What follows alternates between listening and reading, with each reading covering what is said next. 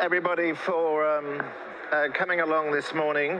It's a real privilege to be talking to you about the increasingly important role of allogenic stem cell transplantation in the management of adults with acute myeloid leukemia.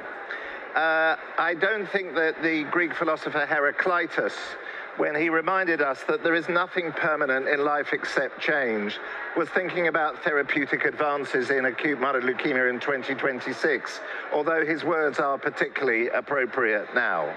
We must remember that we, at last in acute myeloid leukemia, have a range of new drug transplant and cell therapies that we never dreamt of even 10 or 15 years ago. And this has only happened because of the investment of literally trillions of pounds and dollars by patients and their families and their parents and their grandparents over about 60 years. The responsibility on us, and it's a heavy responsibility, is to ensure that we are creative as possible in terms of ensuring these new, often transformative therapies impact patients' outcomes at the bedside. And that means being creative in terms of trial design, in terms of trial delivery, and most critically in terms of patient engagement. So I want to just remind you in the next couple of slides about how effective the graft versus leukemia effect is in terms of eradicating AML. It is the most potent anti-leukemia therapy we have. These are data from the Dutch group. I'd like you to look at panel C, and it's looking in panel C at the cumulative incidence of relapse for patients in CR1 who have a transplant or patients who stay on with chemotherapy. And you can see that the hazard ratio of relapse is 0.35 if you have a transplant. That's a 65% reduction in relapse. This is fantastic, important, randomized data generated in 1991 by Andrea Bacigalupo, where he took young adults having a sibling allograft for AML in CR1 and randomized them in the first 21 days to 2 doses of cyclosporine. A high dose, in other words, a very immunosuppressive environment, or low dose. There was more GVHD if you had low dose. But importantly, if you had high-dose cyclosporine, there was a 7-fold increase in the risk of relapse if you were transplanted in CR1. So we're talking together here about a very effective anti-leukemia therapy, the most effective anti-leukemia drug we have available, and we must think about how we optimally deploy that. You'll be aware of the ELN recommendations about how we choose which patients should go to transplant. And I'm not going to labor the point, but if we can predict that the transplant-related mortality at 2 years is 15%, and there is a 60 to 70% reduction in relapse risk, and that patients who relapse don't do well, it's easy to say that patients in CR1 with a predicted risk of relapse of more than 40% should be considered transplant candidates. And patients with the conventional wisdom is if your predicted risk of relapse is lower than 35%, you shouldn't go to transplant. There are a number of implications of this data. One is that almost every adult who is fit over 60 should be considered a transplant candidate simply because good risk disease is so rare in patients over 60. But we need to continue to refine how we apply this dynamic model, looking at predicted risk of relapse and its reduction with transplant, and predicted risk of transplant-related mortality. And the reason is twofold. The first is that there have been very substantial reductions in the risk of transplant in just the last 10 years. This is a large randomized study that was run through the Impact Network in the UK, examining the simple question of whether you add thiatepa to a busulfan and fludarabine regimen, you improve survival. I'm not going to dwell on the results, which was actually a negative study, but I want you to look at the bottom right-hand figure, which is the NRM. In the control group in blue, the 2-year transplant-related mortality, after a myeloablative allograft was 7%. So that makes you begin to question whether we shouldn't be a little bit more optimistic about offering an allograft to patients who we currently don't think are allo-mandatory. And I refer you to some excellent data published by Jad Ottman from an NCRI trial in the UK, showing in terms of overall survival that if you were MRD negative with NPM1 or NPM1 and FLT3 mutated disease, there was no improvement in overall survival. But I want you to look at the incidence of relapse in the patients who were MRD negative and who are now conventionally being counseled not to have a transplant. The risk of relapse was almost 40% in this population, and the study, which shows no difference in survival, was delivered at a time when transplant-related mortality was significantly higher than it is now.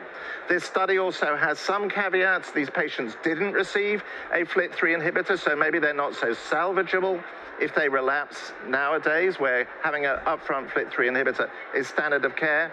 And this study generated data really in patients under 60 primarily, the median age of 51.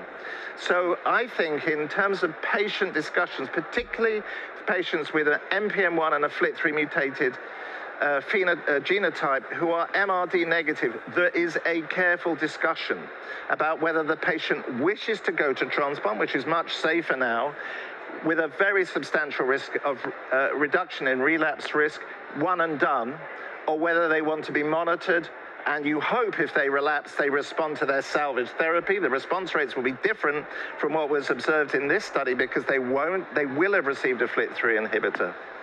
But it does mean, I think, that the conversation now with good risk patients is somewhat more complex, and just to dismiss allograft out of hand in the MRD negative patients under 60 is not the right advice in my judgment. Certainly in patients over 60, there's no evidence to do that, and these patients should be transplanted regardless of MRD status.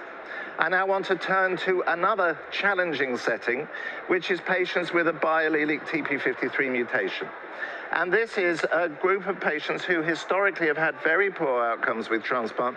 But interestingly, there's emerging evidence now that if patients are transplanted in CR1, you can get to something like a 20 to 25% long-term survival rate. We would be advising that fit adults in CR1 should therefore consider a transplant. And I want to advance to you how we might possibly improve outcomes in this population by optimizing a graft versus leukemia effect. And this is an initiative that's led from King's Hospital by Millie Shah, Pramila Krishnamurthy, and Victoria Potter, and global colleagues, TP53 DLI International. I think it's a brilliant proposal, and it's saying to patients having an allograft for TP53 mutated disease, we're going to agree on the conditioning regimen. We're going to do this consistently. We're going to follow outcomes prospectively, but critically, in patients with no GVHD, we're going to give prophylactic donor lymphocyte infusion using a consistent schedule. This approach of collecting prospective data with a defined protocol has never, to my knowledge, been done in this high-risk population, and I think this is a really important initiative in terms of improving outcomes in this population. So in the next little bit of my talk, I'm going to try and describe to you how we might get more patients, particularly with high-risk disease, to transplant so they can benefit from this GVL effect. I want to remind you that particularly in adverse risk karyotype, induction chemotherapy is not an optimal way of getting people into CR. The CR rates are sometimes 50 to 60% in adverse risk, a bit lower if you've got TP53 mutation. And also the treatment-related mortality at day 60 can be substantial in the region of 15%. So using standard induction strategies, many patients don't go into CR, or they cannot go to transplant if they are in CR because they're so beaten up by their chemo. So let's rethink what would the best optimal induction regimen be in a high-risk patient. Well, we want safe, minimum treatment toxicity so we can take people to a safe transplant. We want a high CR rate, and we believe that by combining those, we'll deliver safer transplant strategies. So that's what it looks like, and there's a number of important data to suggest that this is an area where we can significantly improve outcomes for people with adverse risk AML who are transplanted. The Paradigm study you'll be familiar with. Amir Fathi randomized patients with newly diagnosed AML under 70 to 7+3 or CPX or Ven/Aza. To cut a long story short, this strategy allowed more people to get to transplant if they got Ven/Aza. And this higher transplant rate contributed to an improved event-free survival. Now, with this study, we clearly need longer follow-up. Those significant populations weren't represented, younger people with NPM1 or patients with a FLT3 mutation. But I would suggest that we need more studies looking at Ven-based regimens, and that's what we're trying to do in the UK through the AML Research Network. We're building on Tapan-Kadia's really exciting data from MD Anderson that cladribine, venetoclax ara-C, in patients with a median age of about 60 gives you a CR rate of 93%, with very acceptable tolerability and the treatment-related mortality of about 6%. So in Fidelia, which is our next study, it's opening up next month, we're going to, first of all, do a phase 1/2 study of adding TAG to Graxifusp to this regimen to check safety and efficacy, and then randomizing patients 2-to-1 with adverse risk AML who are fit or intermediate risk over 50 to receive either the experimental arm that looks in principle so promising, building on Paradigm, or standard intensive chemotherapy. You might call this study Paradigm 2. The other approach is in FLT3 mutated patients, again, a study we're opening up later this year, to ask, these patients are mostly allomandatory. If they're over 50, they need a transplant, but can we get them there to transplant with a venetoclax-based regimen, Ven/Aza/Quizartinib? So we're comparing Ven/Aza/Quiz triplet with DA-Quiz in FLT3 ITD mutated adults who are fit for transplant over the age of 50. That study is being led by Victoria Potter. So that's where we are in terms of transplant indications. It's a very exciting space, and I think there should be more patients we consider can benefit from transplant, both at the good risk and the adverse risk of the spectrum.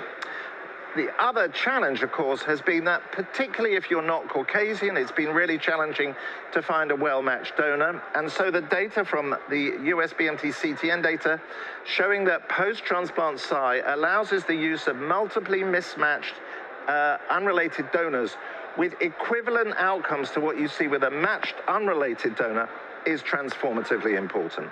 And this increases the accessibility to transplant for all of our population, but particularly patients who have been disadvantaged simply because of their ethnicity. And secondly, it's now clear that we can safely deliver a transplant in older patients. And these are data from the US BMT registry, again, showing that if you are over 60, in fact over 70, providing you're fit, your transplant outcomes are equivalent to those that are observed if you are under 60.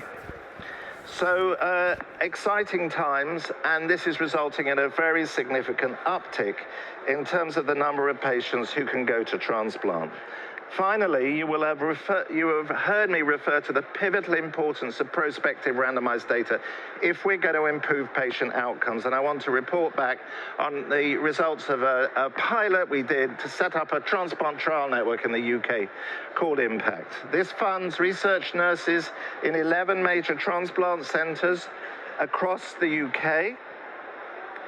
It allows us to capture a population of patients who are proceeding to transplant from about a 25 million catchment region, one of the largest catchment regions in the world.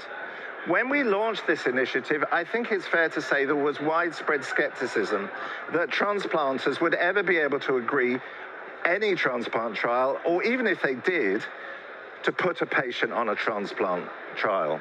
It comes to, the metaphor comes to mind that a room full of transplanters trying to seek a consensus is like a room of bull men arguing over a comb.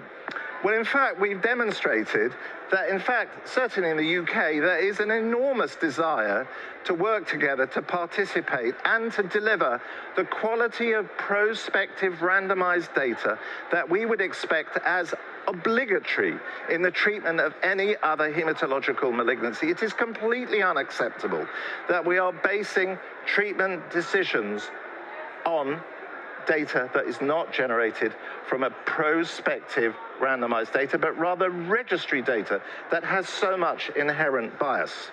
So when we launched this initiative in 2018, we were somewhat overcome with the negativity that we met whenever we spoke to anybody who wasn't a transplanter or a patient, that we wouldn't be able to recruit anybody. So we thought if we'd opened 4 studies and we recruited 400 patients over 4 years, we'd be doing well. I'm pleased to say we opened 8 studies and we've randomized 1,400 patients in that pilot period. And this has generated data in prospective randomized studies, often with embedded MRD, which is not only informing transplant decision-making in the UK, but I think also increasingly contributing to the decision-making process for transplanters across the world. I'm just going to describe to you those studies. Figaro was a study of the sequential regimen Flamza-Bu compared with a standard FB2-RIC. We'd hoped that that was going to be very positive in favor of the sequential regimen on the basis of retrospective data, single-arm data. There was no difference. So we stopped using that regimen in the NHS and saved the NHS £20 million in the process. COSI I've referred to, 340 patients randomized to Flu-Bu or Flu-Bu-Thiatipa. No benefit of adding Thiatipa, although there's a promising signal which we're following up on in the MRD positive patients who get a RIC. It may be that adding Thiatipa in that setting is beneficial. MOTD, a pivotal study led by Ron Chakraverty, comparing post-transplant Psi with ATG as GVHD prophylaxis. I applaud the work of our German colleagues. It's being published in the Late Breaker. This is a complementary trial, and isn't it interesting to see that post-transplant Psi and ATG don't look actually that different? We'll see what MOTD shows. Amadeus, 326 patients randomized to receive oral azacitidine as maintenance therapy post-transplant. And finally, PRO-DLI, that was led by Victoria Potter and Pramila Krishnamurthy from King's, first study to our knowledge of prophylactic DLI in patients allografted for AML. And that the results of those that study will be going to ASH. So in conclusion, we must remember that if we have difficult acute myeloid leukemia, we have a weapon, which is a graft versus leukemia effect. It's now deployable in almost every fit patient. We need to be thoughtful about not excluding patients with what we call favorable disease, but actually not that favorable. And we must be thoughtful about how we improve outcomes in patients with really high-risk disease. The recent reductions in transplant-related mortality, you can think about letermovir, better GVHD prophylaxis, a whole bunch of things, have reduced the risk of dying from a transplant very substantially. This is not only important when we counsel patients, but it also helps us in deciding which patients to take to transplant. I believe that new induction regimens are going to be very important in terms of improving outcomes for adverse risk disease. There's much better donor availability. And finally, as a transplant community internationally, we must come together and ask the pivotal practice-changing randomized studies questions through randomized trials that our patients deserve. We have a heavy onus of responsibility to serve them as they deserve, and that demands prospective clinical trials.